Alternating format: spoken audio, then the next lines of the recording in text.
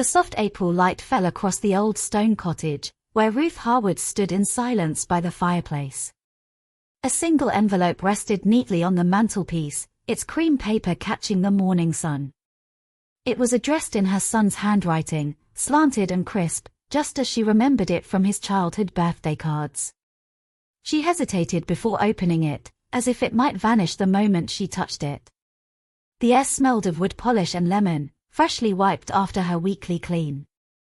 Her cottage overlooked Windermere Lake, its surface shimmering beyond the budding cherry trees. Spring had arrived quietly, like a polite guest, and with it, the approaching Mother's Day.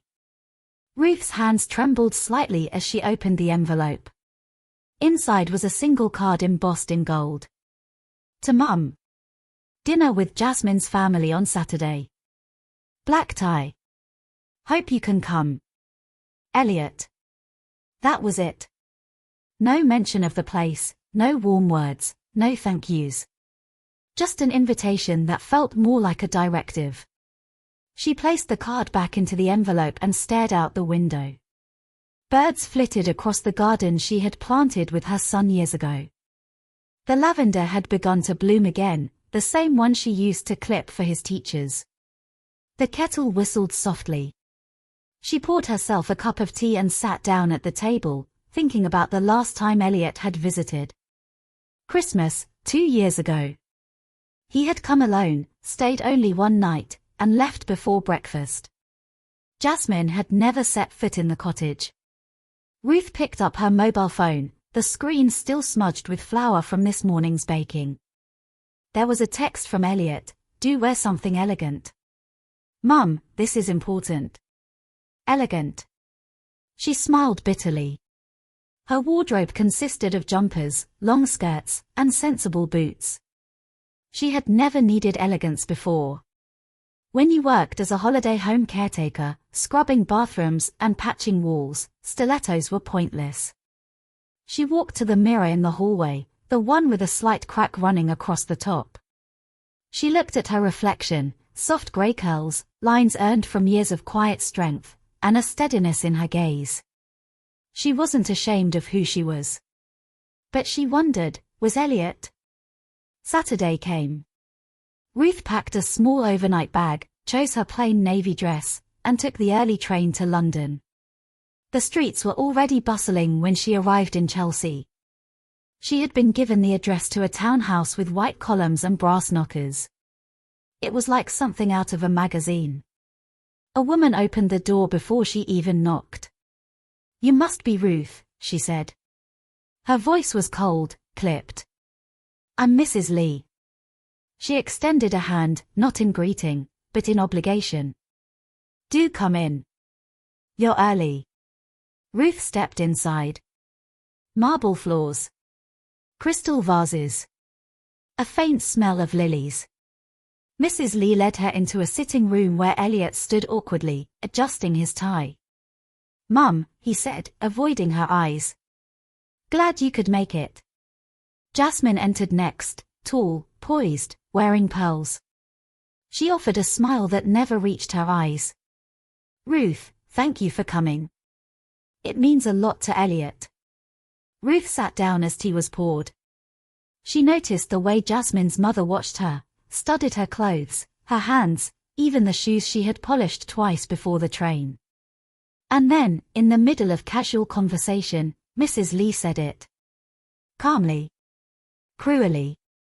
"It's lovely to meet you. Elliot tells me you look after cottages in the lakes." How quaint. He must get his ambition from his father. Ruth's heart sank, but she nodded politely. It had begun. The dining room was longer than Ruth's entire cottage. A grand mahogany table stretched from one end to the other, its polished surface gleaming under a chandelier the size of a small car. Each place setting had 3 forks, a folded linen napkin shaped like a swan, and crystal glasses that shimmered like ice. Ruth was shown to her seat, at the far end, near a tall window overlooking a walled garden. Elliot and Jasmine sat near the center, alongside Mr. and Mrs. Lee and a few other guests Ruth didn't recognize. The seating had been arranged, clearly, and she was an afterthought. Dinner began with chilled asparagus soup served in porcelain bowls. Ruth offered a quiet thank you to the server, who nodded politely and moved on. Around her, conversation bloomed: fashion, gallery openings, a charity auction in Mayfair. No one spoke to her directly. She took small sips, her appetite diminishing with each moment. Elliot looked across at her once, briefly. His expression was unreadable. Jasmine leaned in to whisper something in his ear, then smiled at the woman next to her, launching into a story about their honeymoon in Capri. Midway through the main course, a fillet of sea bass on a bed of saffron risotto, Mrs. Lee turned her attention toward Ruth. "So, Ruth," she said, her tone syrupy, "Jasmine tells me you live alone. Must be dreadfully quiet in the lakes." Ruth smiled gently. "I enjoy the quiet. There's a rhythm to it. The seasons keep you company." "How poetic," said Mrs. Lee, dabbing her lips with her napkin. "Though I imagine it must be lonely. Especially when your only child is down here in London." Ruth paused. "Elliot always finds time." Mrs. Lee chuckled, but there was no warmth in it. "Well, he certainly tries. Though with his firm's expansion, and Jasmine's commitments, I dare say you won't be seeing him much." Ruth turned her attention to the roses arranged in the center of the table. They were too perfect, their petals stiff, scentless. Manufactured beauty. Dessert arrived, chocolate soufflé with vanilla cream, and was served with a flourish. Ruth declined the wine. She needed a clear head. After dinner, as the guests wandered into the drawing room for digestives, Jasmine approached her with a smile that was just wide enough. "I hope you didn't mind being seated over there. Mum thought it would be easier, you know, for you to relax." Ruth said nothing. Jasmine continued, voice lowered. "Elliot and I were thinking, next time we do something like this, maybe it's better if we just visit you instead. In the cottage. Less formal. More, you." There it was. A boundary. Set firmly, wrapped in politeness. Ruth nodded. That might be best. Later that night, after the guests had left and Elliot offered to call her a car, Ruth stood in the doorway. Rain had started to fall, soft and cold. She pulled her coat tighter and looked at Elliot. "Thank you for the evening." He gave a quick smile. It meant a lot to Jasmine. "You understand, don't you, Mum?" Ruth stepped into the taxi. She didn't look back. The city lights blurred as the car moved through the rain. She reached into her coat pocket and felt the edge of a folded letter. It was the one she had written to Elliot weeks ago, still unsent. She had poured her thoughts into it late one night, about their walks by the lake, his drawings on the fridge, the quiet pride she had never voiced aloud. She thought about tearing it up. But instead, she tucked it back inside and stared out the window. Something inside her had shifted. Not broken, but moved. 2 days after returning to Windermere, Ruth stood in the small attic of her cottage, surrounded by canvases wrapped in dust cloths and old sketchbooks stacked like forgotten memories. The rain from London had followed her home, tapping gently against the sloped roof like a quiet reminder. She hadn't been up here in years. Not since Elliot had left for university. Back then, this space had been their little art room. Elliot would sit cross-legged with his pencils, and she'd paint by the window with a mug of tea going cold beside her. She had always meant to clear it out. But like many things, it had been left untouched, waiting for the right moment. Ruth pulled the cloth from one canvas and stared at it for a long time. It was a half-finished painting of the lake at dusk, purples bleeding into grey, with a single boat in the distance. She didn't even remember starting it. Her hand reached for a brush, then stopped. She closed her eyes. Something stirred in her chest, an ache, not of pain, but of something she had forgotten was hers. She picked up a box of Elliot's old sketches. Little figures with big heads. Their house, again and again. her carrying a basket of apples. The time he had drawn her crying, with the caption "Mum doesn't know I see." She had laughed when she found it. But now, it made her chest tighten. Downstairs, the letter was still on the table. The one she had taken to London and never gave him. She read it again, tracing each word, feeling the honesty in it. Then, slowly, she folded it one last time and slipped it into a drawer. That evening, she walked to the edge of the lake, the water black and still. She stood in silence, her coat pulled tight, her boots sunk slightly in the soft grass. The stars had begun to appear above the hills. She felt the wind tug at her collar and thought of her father, who had once told her, "The world won't wait for your sorrow. Walk with it, or leave it behind." Back inside, she made herself a fire and sat in the kitchen, opening her laptop. The screen lit up, harsh and cold. She hesitated, then typed, "Retreat cottages, available to rent, Windermere." She scrolled through listings, her heart quiet but steady. Then she opened a folder of photographs she hadn't seen in years, her younger self painting by the window, Elliot running with a kite, the two of them holding ice creams, her face glowing with laughter. She stared at that photo for a long time. Not because of Elliot, but because of her. The woman she was then. The woman she used to be. And something inside her whispered, "She's still here." It was nearly 7 in the evening when the knock came. Ruth was in the kitchen, hands dusted with flour, preparing a small batch of scones to freeze. The kettle had just clicked off when she heard it, 3 steady raps against the door. Visitors were rare in Windermere, especially unannounced ones. She wiped her hands, smoothed her apron, and opened the door. There, standing awkwardly in the fading light, was Elliot. He looked different. Tired, perhaps. His usually pressed shirt was creased, and his shoes were splashed with mud. Behind him, the mist rolled off the lake like a ghost in motion. "Mum," he said. "I was nearby. Thought I'd stop in." Ruth blinked. "Nearby?" "I had a client meeting in Keswick. Finished early. I didn't call. I wasn't sure if I should." She stepped aside. "You'd better come in, then." He ducked his head and entered, as if unsure whether he was welcome. The smell of warm butter and vanilla greeted him. He glanced around, eyes lingering on the wooden beams, the faded cushions, the painting of the lake above the mantelpiece. "This place hasn't changed," he said. "No," Ruth replied, setting the kettle back on.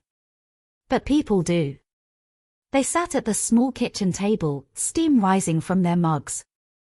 Ruth passed him a scone, and he took it without comment. "I read your letter," he said suddenly. Ruth froze. "I found it in your coat." "I didn't mean to. I thought it was a receipt or something. I didn't even know you'd written anything." She sat down slowly. "You weren't meant to find it." "I know," he said, voice low. "But I did. And I read every word." A silence settled between them, neither heavy nor light. Just full. Ruth folded her hands. "And I don't know what to say," he admitted. "You wrote about things I'd forgotten. Or maybe things I'd ignored." Ruth looked out the window. "We can't go back, Elliot. That's not why I wrote it. I just needed to remember who I was, before I let everything revolve around you." He nodded, rubbing a hand over his face. "Jasmine doesn't understand." "Not really. Her world is very clean. Controlled. I tried to fit you into it, and I see now that I shouldn't have." "I don't want to be fit in," Ruth said. "I'm not furniture." "No," he agreed. "You're the house." That startled her. He continued.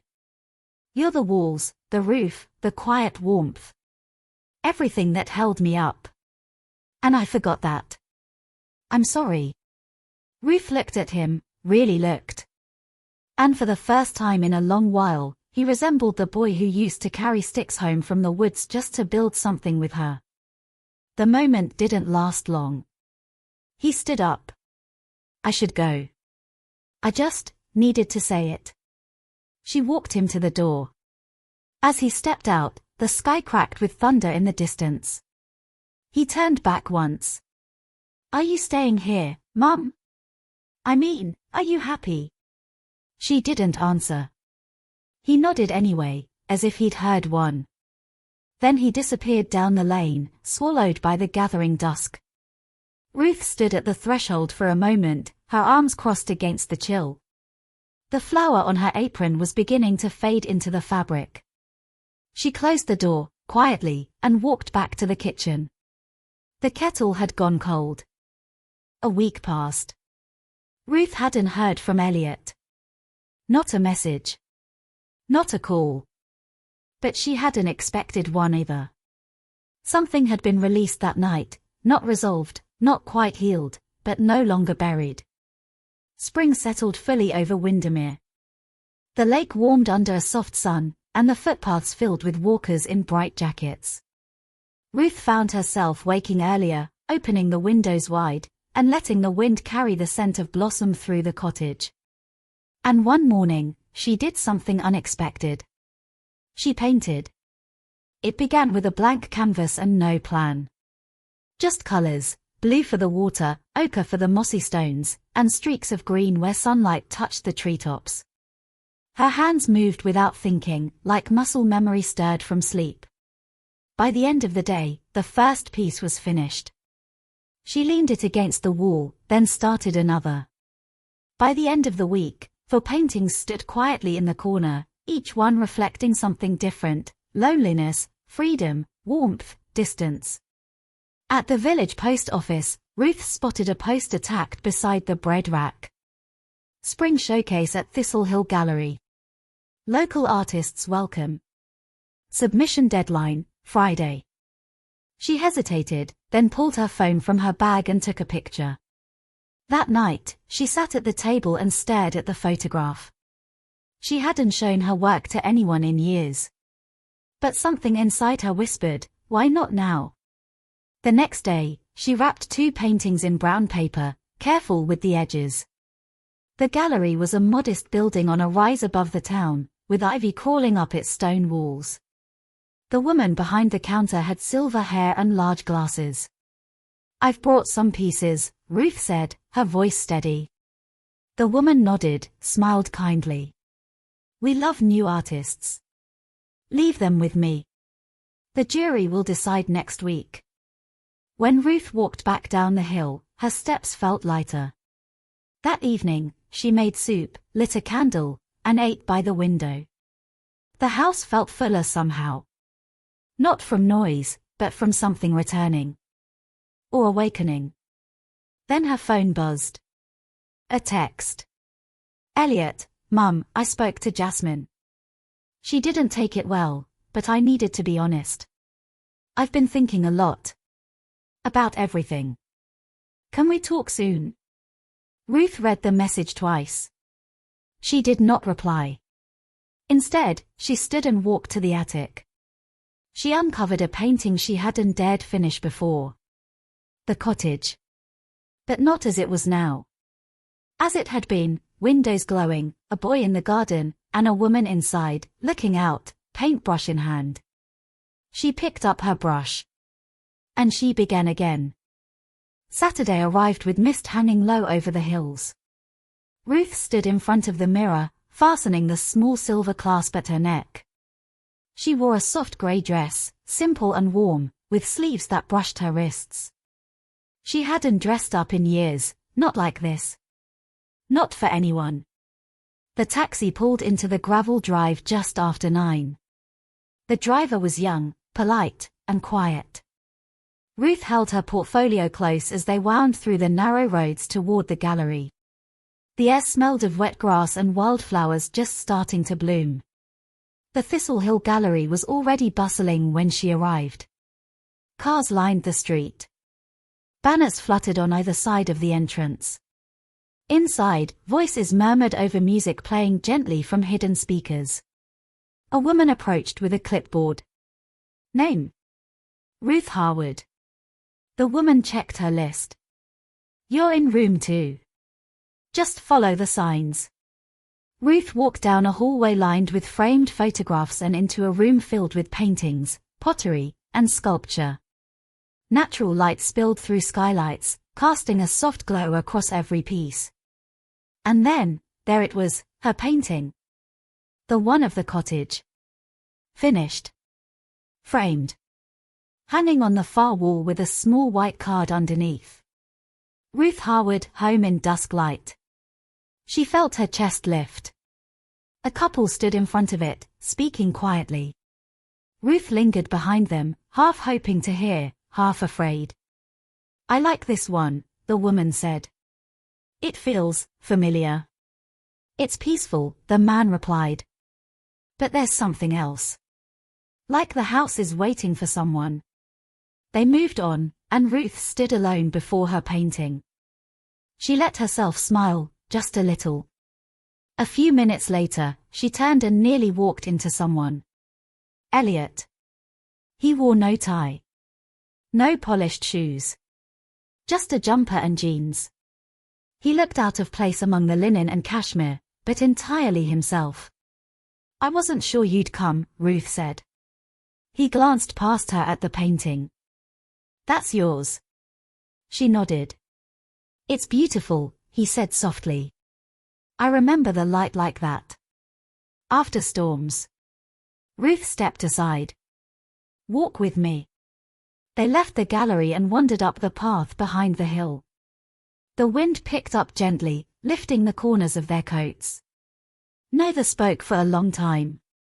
Not until they reached the top, where the view opened out over the lake, still and silver in the distance. I'm separating from Jasmine, Elliot said. Ruth blinked. He continued, it's been coming for a while. I kept thinking if I tried harder, if I bent more, I could make it work. But I kept bending in the wrong direction. Ruth didn't interrupt. She said I've changed. That I care too much about the past. That I've become quieter. Less driven. But I think I've just started hearing myself again. They stood in silence, the wind tugging gently at their sleeves. I don't expect anything, he said. I just needed you to know. Ruth looked at the water, glinting like glass. Then you've said what matters.